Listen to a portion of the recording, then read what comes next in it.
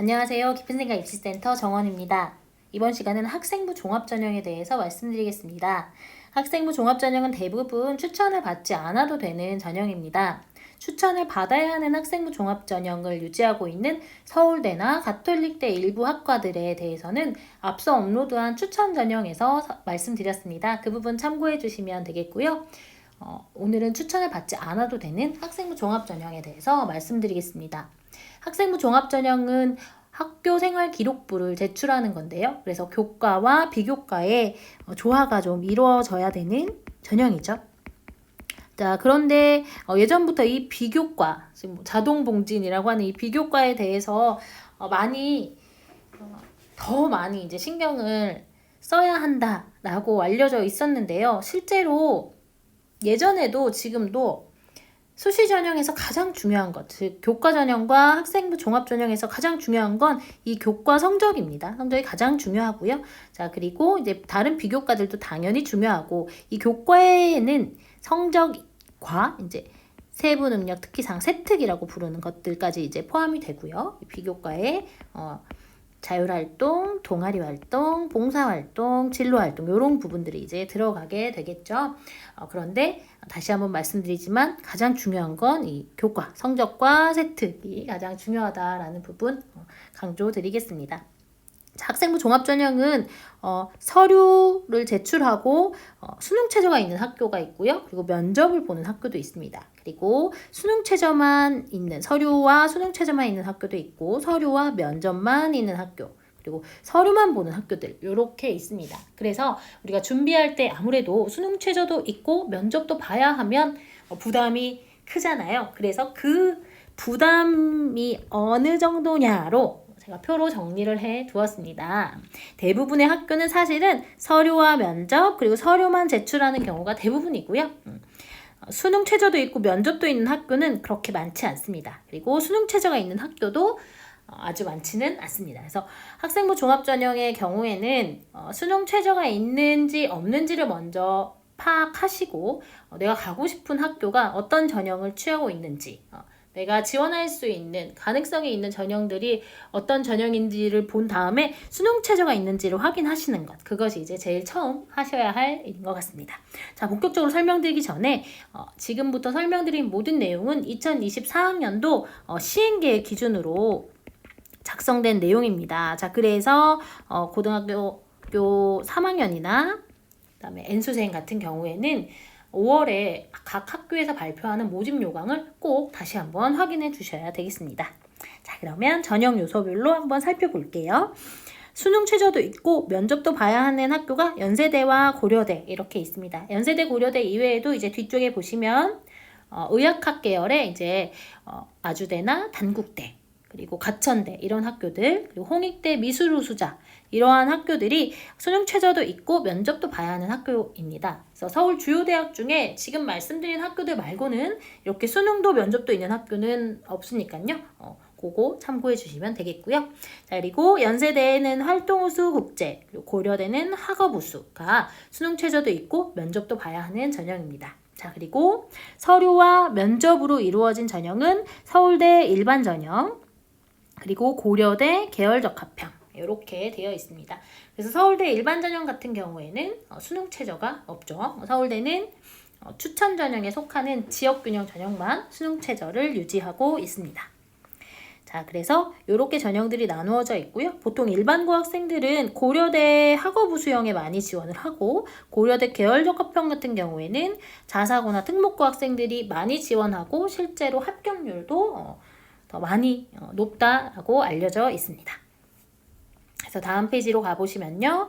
이렇게 내용들이 나와 있고 이 음영 표시가 되어 있는 부분들이 있습니다. 음영 표시는 작년에 비해서 변동이 있는 부분이고요. 한 가지 빠진 부분이 있어서 미리 말씀드리겠습니다. 성균관대 같은 경우에 과학인재, 학과 모집 말고도 과학인재라는 전형을 신설하였습니다. 학과 모집의 일부 인원을 빼서 과학인재 110명을 선발하고 있는데요.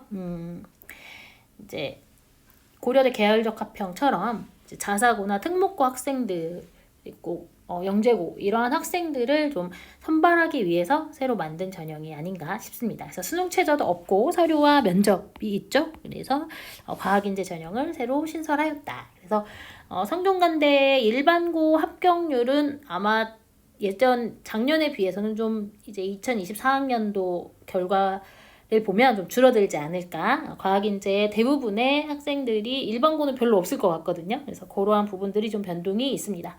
자, 그리고 학과 모집 전형 중에서 의예나 사범대, 스포츠과학 학과는 면접을 보는데요. 그 면접 비율이 20%에서 30%로 증가했습니다. 그리고 중앙대 같은 경우에는 변동 하나도 없고 전형명만 변동하였습니다. 그래서 그거 표시한 거고요. 한국외대 같은 경우에는 면접형 전형이 이제 40%에서 50% 면접으로 이제 단계별 전형인데요. 다단계 전형인데 면접이 이제 50%로 증가하였다라는 부분 말씀드립니다. 자, 그리고 다음으로 가보겠습니다. 자, 이 페이지에서 이제 우리가 볼 부분들은 숙명여대 같은 경우에 디지털 융합 인재라는 전형을 신설하였습니다. 58명 신설하였고요. 자, 그리고 인하대나 아주대 같은 경우에 서류만 있는 전형들이 있었는데요. 둘 다 폐지했습니다. 이제 가끔이 아니라 매해죠. 매해 이렇게 전형들을 살펴보면 인하대랑 아주대는 뭔가 쌍둥이 대학 같은 그런 느낌들이 있습니다. 같이 만들었다가 같이 폐지하고, 그리고 이제 들어가는 비율들도 보면 굉장히 비슷합니다. 자, 그리고 단국대 같은 경우에는 DKU 인재라는 전형이 있었는데 이 전형들을 면접형과 서류형으로 분리를 했습니다. 그래서 그런 부분들이 있고요. 다음 페이지로 가볼까요? 광운대 같은 경우에도 서류 면접으로 광운 참빛 인재라고 하는 전형을 나누었습니다. 그래서 음영 표시를 했고요. 경기대 같은 경우에 소프트웨어 우수자 15명을 신설합니다. 이런 쪽에 관심 있는 학생들에게는 사실은 15명 별로 크지 않은 것 같지만 굉장히 클 수 있는 부분이겠죠. 다음 페이지로 가보시면 다음 부분은 이제 전형들을 조금 더 자세히 제가 정리해 두었습니다. 앞에서는 수능 최저가 있는지 면접 있는지 뭐 이런 부분만 있었는데요. 모집 인원 그리고 수능 최저 면접 있는지 전형 방법에 대해서도 이렇게 쭉 정리해 두었으니까요. 요거 좀 살펴보시면 되겠고 수능 최저도 있고 면접도 있는 이 전형들 여기 쭉 정리해 놓았고요. 앞에서와 마찬가지로 이제 아래로 내려갈수록 부담이 적어지는 순으로 정리해 두었습니다. 그래서 쭉 보시면 수능 최저 면접 있고 그 다음에 이제 면접이 없죠. 면접이 쭉 없고 그 다음에 수능 최저가 없는 전형들, 수능 최저가 없고 면접이 있는 전형들 쭉 정리해 놓았고요.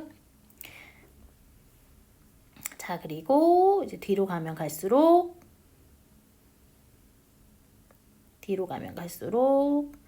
이제 면접도 수능 최저도 없는 전형들이 나오죠. 그래서 이렇게 서류만 제출하면 되는 전형들까지 쭉 정리해 두었습니다. 보시면 모집 인원이 작년에 없었다가 이제 생기는 이런 전형들, 이 전형들이 신설된 전형이라고 볼 수 있겠습니다. 이제 광운 인재 같은 경우에는 여기에 이렇게 막대 바 표시가 없잖아요. 요것은 이제 전형이 원래 있었는데 분리된 것이라서 없습니다.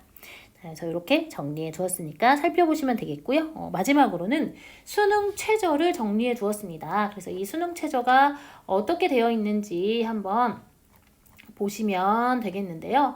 수능 최저가 있는 이 학생부 종합전형 같은 경우에는 사실은 수능 최저를 맞출 수 있는 경쟁력이 있는 친구라면 굉장히 중요한 전형이라고 볼 수 있습니다. 지금 이제 점점 학생부가 간소화되어 가고 있고 그리고 자소서가 완전히 폐지되잖아요. 자소서가 폐지됐죠. 그러다 보니까 이러한 전형들에 만약에 수능 경쟁력이 있다면 이러한 전형들을 좀 염두에 두시고 준비를 열심히 하시는 것이 굉장히 좋을 것 같습니다. 그래서 우리가 그러면 이 학생부 종합 전형에서 무엇을 염두에서 준비를 해야 되느냐. 앞에서 말씀드린 대로 교과 성적이 가장 중요하다고 말씀을 드렸고 교과 성적과 이제 같이 세부 능력 특기사항 세특 그리고 담임 선생님이 써주시는 행특 그 다음에는 이제 우리가 비교과라고 부르는 창체 이렇게 되어 있는데요. 자소서가 없어지다 보니까 이 세 가지가 가장 중요하게 되겠고, 아무래도 세특, 행특이 가장 중요하고요. 창체에 이제 자율활동, 동아리활동, 봉사활동, 진로활동 이런 부분들 예전과 다르게 수상 경력이나 독서도 넣지 않고요. 봉사 같은 경우에도 학교에서 한 것만 인정을 해주고 이렇게 하다 보니까 수능 경쟁력을 갖추는 것, 그리고 학교 내신 성적을 잘 받는 것이, 그래서 학교 생활 열심히 하면서 수능 공부를 해가는 것이 학생부 종합전형을 붙기 위한 가장 좋은 방법이 아닌가라는 생각이 듭니다. 그래서 예전처럼 비교과에 많은 시간을 투자하기보다는 학교 생활을 열심히 하는 것, 이것이 가장 중요하다라는 말씀을 다시 한번 드립니다. 자, 그래서 수능 최저 쭉 확인해 보시고요. 고려대 같은 경우에 밑줄 쳐져 있는데 인문의 경우에 사합 7이었어요. 예전에 한국사도 3이었는데 작년까지는 이것이 이제 완화돼서 사합 8, 한국사 4. 아무래도 통합수능으로 바뀌면서 인문계열 학생들이 수학에서 등급을 받기가 어려워지다 보니까 당연히 완화를 해야 하는, 완화를 해도 이제 분리할 수 있는 이런 부분이죠. 그래서 완화가 되었다.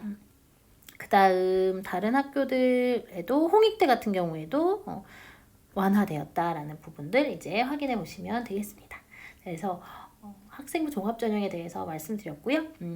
다시 한번 강조드립니다. 학생부 종합전형도 학생부가 중요하긴 하지만 가장 중요한 것은 교과 성적이고, 교과 성적을 잘 맞도록 유지하려고 노력하다 보면 자연스레 세특이나 행특이 잘 채워질 것이고 본인의 활동들도 잘 채워질 수 있을 거라 생각됩니다. 자, 그래서 너무 비교과에 스트레스 받지 마시고 학교 활동을 열심히 하시는 것, 그리고 수능 공부를 계속 가지고 가시는 것, 이것이 학생부 종합전형을 대비하는 가장 중요한 전략이다라고 말씀드리겠습니다.